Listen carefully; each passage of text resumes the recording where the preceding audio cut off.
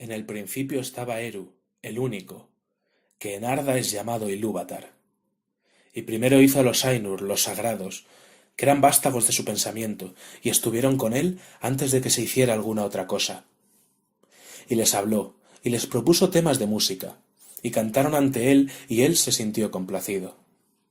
Pero por mucho tiempo cada uno de ellos cantó solo, o junto con unos pocos, mientras el resto escuchaba, porque cada uno sólo entendía aquella parte de la mente de Ilúvatar de la que provenía él mismo, y eran muy lentos en comprender el canto de sus hermanos. Pero cada vez que escuchaban, alcanzaban una comprensión más profunda y crecían en unisonancia y armonía.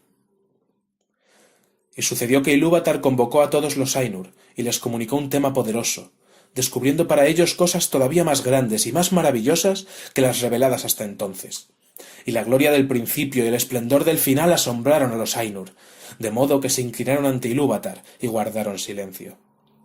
Entonces les dijo Ilúvatar: «Del tema que os he comunicado, quiero ahora que hagáis, juntos y en armonía, una gran música.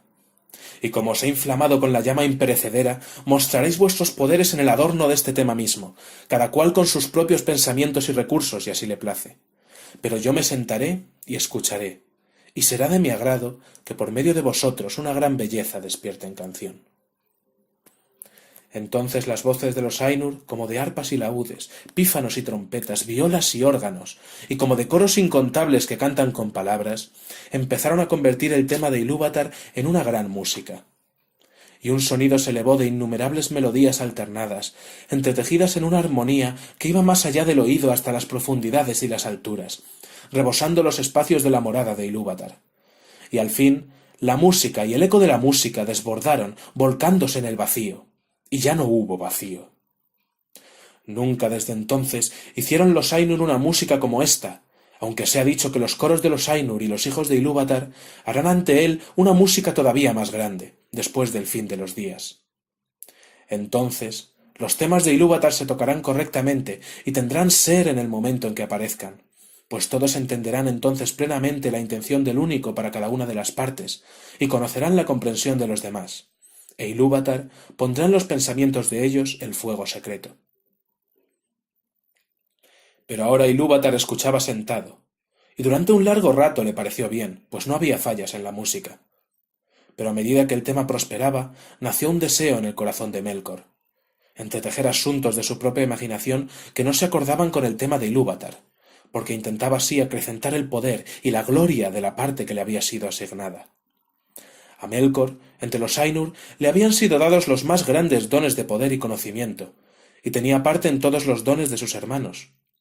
Con frecuencia había ido solo a los sitios vacíos en busca de la llama imperecedera, porque grande era el deseo que ardía en él de dar ser a cosas propias, y le parecía que Ilúvatar no se ocupaba del vacío, cuya desnudez le impacientaba. No obstante, no encontró el fuego, porque el fuego está con Ilúvatar. Pero hallándose solo, había empezado a tener pensamientos propios distintos de los de sus hermanos. Melkor entretejió algunos de estos pensamientos en la música, e inmediatamente una disonancia se alzó en torno, y muchos de los que estaban cerca se desalentaron, se les confundió el pensamiento, y la música vaciló. Pero algunos empezaron a concertar su música con la de Melkor, más que con el pensamiento que había tenido en un principio. Entonces la discordancia de Melkor se extendió todavía más, y las melodías escuchadas antes naufragaron en un mar de sonido turbulento. Pero Ilúvatar continuaba sentado y escuchaba, hasta que pareció que alrededor del trono había estallado una furiosa tormenta, como de aguas oscuras que batallaran entre sí con una cólera infinita que nunca será apaciguada. Entonces Ilúvatar se puso de pie, y los Ainur vieron que sonreía. Y levantó la mano izquierda, y un nuevo tema nació en medio de la tormenta, parecido y sin embargo distinto al anterior, y que cobró fuerzas y tenía una nueva belleza. Pero la discordancia de Melkor se elevó rugiendo y luchó contra él, y una vez más hubo una guerra de sonidos, más violenta que antes, hasta que muchos de los Ainur se desanimaron y no cantaron más, y Melkor predominó. Otra vez se incorporó entonces Ilúvatar, y los Ainur vieron que estaba serio, e Ilúvatar levantó la mano derecha, y he aquí que un tercer tema brotó de la confusión, y era distinto de los otros, porque pareció al principio dulce y suave, un mero murmullo de sonidos leves en delicadas melodías. pero no pudo ser apagado y adquirió poder y profundidad. Y pareció por último que dos músicas se desenvolvían a un tiempo ante el asiento de Ilúvatar, por completo discordantes. La una era profunda, vasta y hermosa, pero lenta y mezclada con un dolor sin medida que era la fuente principal de su belleza. La música de Melkor había alcanzado ahora una unidad propia, pero era estridente, vana e infinitamente repetida y poco armónica, pues sonaba como un clamor de múltiples trompetas que bramaran unas pocas notas, todas al unísono. E intentó ahogar la otra música con una voz violenta, pero pareció que la música de Ilúvatar se apoderaba de algún modo de las notas más triunfantes y las entretejía en su propia solemne estructura.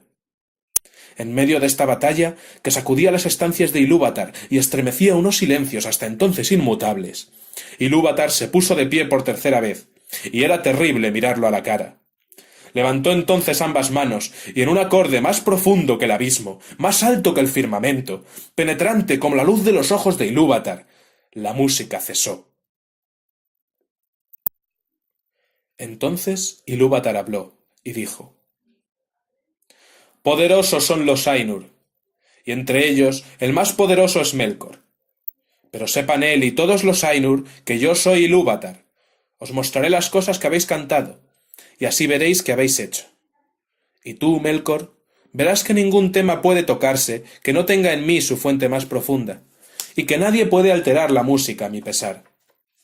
Porque aquel que lo intente probará que es sólo mi instrumento para la creación de cosas más maravillosas todavía que él no ha imaginado. Entonces los Ainur tuvieron miedo, aunque no habían comprendido qué les decía Ilúvatar, y llenóse Melkor de vergüenza, de la que nació un rencor secreto. Pero Ilúvatar se irguió resplandeciente, y se alejó de las hermosas regiones que había hecho para los Ainur, y los Ainur le siguieron. Pero cuando llegaron al vacío, Ilúvatar les dijo: «¡Contemplad vuestra música!» Y les mostró una escena, dándoles vista donde antes había sólo oído. Y los Ainur vieron un nuevo mundo hecho visible para ellos. Era un globo en el vacío, y en él se sostenía, aunque no pertenecía al vacío. Y mientras lo miraban y se admiraban, este mundo empezó a desplegar su historia, y les pareció que vivía y crecía. Y cuando los Ainur hubieron mirado un rato en silencio, volvió a hablar Ilúvatar. «Contemplad vuestra música. Este es vuestro canto, y cada uno de vosotros encontrará en él, entre lo que os he propuesto, todas las cosas que en apariencia habéis inventado o añadido. Y tú, Melkor, descubrirás los pensamientos secretos de tu propia mente, y entenderás que son sólo parte del todo, y tributarios de su gloria». Y muchas otras cosas dijo Ilúvatar a los Ainur en aquella ocasión, y por causa del recuerdo de sus palabras, y por el conocimiento que cada uno tenía de la música que él mismo había compuesto, los Ainur saben mucho de lo que era, lo que es y lo que será, y pocas cosas no ven. Sin embargo, algunas cosas hay que no pueden ver, ni a solas ni aun consultándose entre ellos, porque a nadie más que a sí mismo ha revelado Ilúvatar todo lo que tiene él en reserva, y en cada edad aparecen cosas nuevas e imprevistas, pues no proceden del pasado. Y así fue que mientras esta visión del mundo se desplegaba ante ellos, los Ainur vieron que contenía cosas que no habían pensado antes, y vieron con asombro la llegada de los hijos de Ilúvatar y las estancias preparadas para ellos, y advirtieron que ellos mismos durante la labor de la música habían estado ocupados en la preparación de esta morada, pero ignorando que tuviese algún otro propósito que su propia belleza. Porque sólo él había concebido a los hijos de Ilúvatar, que llegaron con el tercer tema y no estaban en aquel que Ilúvatar había propuesto en un principio, y ninguno de los Ainur había intervenido en esta creación. Por tanto, mientras más los contemplaban, más los amaban, pues eran criaturas distintas de ellos mismos, extrañas y libres, en las que veían reflejada de nuevo la mente de Ilúvatar. Y conocieron aún entonces algo más de la sabiduría de Ilúvatar, que de otro modo habría permanecido oculta aún para los Ainur. Ahora bien, los hijos de Ilúvatar son elfos y hombres, los primeros nacidos y los seguidores. Y entre todos los esplendores del mundo, las vastas salas y los espacios, y los carros de fuego, Ilúvatar escogió como morada un sitio en los abismos del tiempo y en medio de las estrellas innumerables. Y puede que esta morada parezca algo pequeña a aquellos que sólo consideran la majestad de los Ainur y no su terrible sutileza, como quien tomara toda la anchura de Arda para levantar allí una columna y la elevara hasta que el cono de la cima fuera más punzante de una aguja, o quien considerara sólo la vastedad inconmensurable del mundo que los Ainur aún están modelando, y no la minuciosa precisión con que dan forma a todas las cosas que en él se encuentran. Pero cuando los Ainur hubieron contemplado esta morada en una visión, y luego de ver a los hijos de Ilúvatar que allí aparecían, muchos de los más poderosos de entre ellos se volcaron en pensamiento y deseo sobre ese sitio. Y de estos, Melkor era el principal, como también había sido al comienzo el más grande de los Ainur que participaran en la música. Y fingió, aun ante sí mismo al comienzo, dominando los torbellinos de calor y de frío que lo habían invadido, que deseaba ir allí y ordenarlo todo para beneficio de los hijos de Ilúvatar. Pero lo que en verdad deseaba era someter tanto a elfos como a hombres, pues envidiaba los dones que Ilúvatar le había prometido.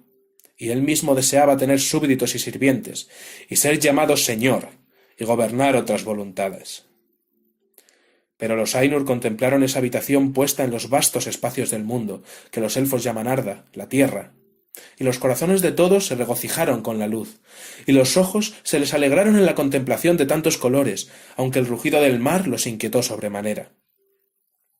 Y observaron los vientos y el aire, y las materias de que estaba hecha Arda, el hierro y la piedra, la plata y el oro, y muchas otras sustancias. Pero de todas ellas, el agua fue la que más alabaron.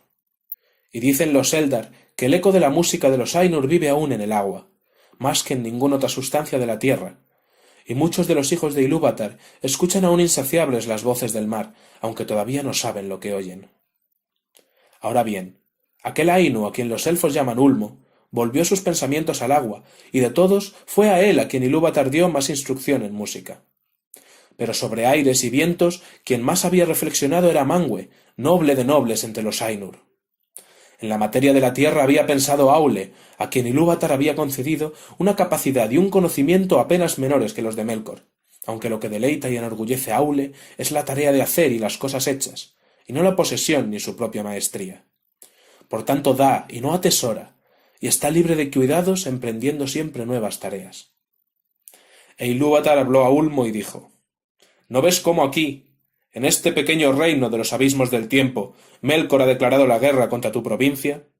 Ha concebido un frío crudo e inmoderado, y sin embargo no ha destruido la belleza de tus fuentes, ni la de tus claros estanques.